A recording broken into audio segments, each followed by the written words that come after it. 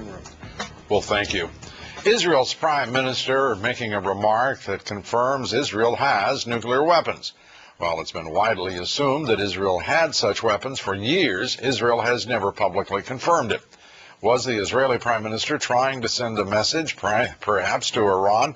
Joining me now to assess the growing number of nations apparently ready to join the nuclear club or already members of it, and the threat that they pose, Joseph Cirincione. He is the Senior Vice President for National Security at the Center for American Progress. Joe, good to have you with us. My pleasure, Lou. When Omar made this comment, he set off a firestorm in Israel.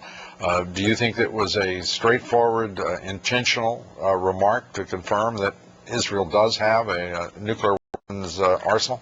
The Israeli press has had stories all year about a possible change in government position, but I don't think this was it. It's unlikely that he would indicate such a change with a side comment to a German press interview. I think it was probably an honest slip of the tongue.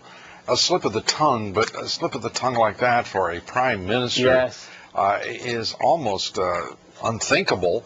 Particularly when it comes just days after Bob Gates' confirmation hearings in which he acknowledged that Israel has nuclear weapons. Yeah, whether intentional or not, the nuclear cats are definitely coming out of the Israeli bag, and that might not be such a bad thing. It may be time for Israel to acknowledge an arsenal of some 100 to 200 weapons that it's had for several decades, and to see if it could use that leverage in the current crisis with Iran, and to deter some of the other states in the region who are now talking about starting their own nuclear power programs.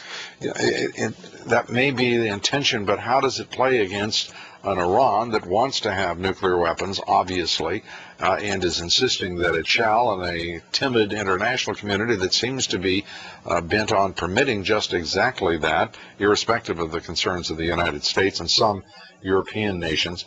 How does that play against that backdrop? We have to have a much more aggressive policy towards Iran, not militarily, but diplomatically. The good news is that Iran is a good 5 to 10 years away from the capability to enrich uranium, either for fuel or for bombs. The bad news is that our policy to deter them from continuing that program has completely failed. Part of the solution has got to be, just as the Baker-Hamilton Commission pointed out about Iraq, has got to be engaging Iran and engaging in a new Middle East peace process. Then and only then can you convince Iran and other countries not to match Israel's capability. Joe, what if I told you I don't have much faith in that engagement approach with Iran?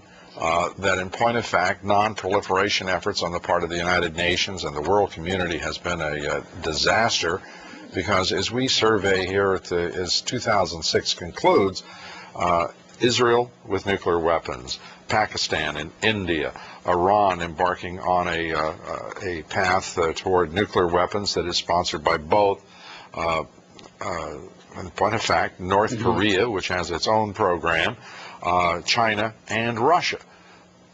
I would argue that you should take a longer view. It's absolutely true the last 5 years have had a series of major setbacks, and this year in particular has been a disaster with North Korea officially joining the nuclear club with a nuclear test. But over the last 40 years, the non-proliferation regime has worked pretty well. More countries have given up nuclear weapons in the last 15 years that have tried to get them. We've cut the nuclear weapons in half over the last 15 years. And since the Cold War, no new country has actually started a nuclear program. Iran and North Korea's program began during the Cold War. A lot of the problem has been our anemic diplomacy, our abandonment of the tools that have worked so well for Republicans and Democrats over the years. And North Korea, talks are to continue within a matter of days on that program. It's obviously beyond the purview of anyone or the capacity to predict what will happen. But in the case of Iran, is that simply a direction in which the Iranians are going to head unimpeded? I don't think so. They have their own technological barriers here. They're not proceeding gangbusters on here. Remember, they've been diddling around with this technology now for almost 20, 25 years. They've actually made very slow progress. It's accelerated in the past 5 years, but still they're not getting their centrifuges to work as well as they want. They've enriched only minute quantities of uranium. We still have time a lot of the international leverage we have to at least slow down the program and maybe, just maybe, put together a comprehensive deal that can convince them that they're more secure and better off economically without nuclear weapons than with weapons. Joe Cirincione, thank you very much for being with us. My pleasure, Lou. Senior Vice President for National Security at the Center for American Progress. Still ahead here, we'll have the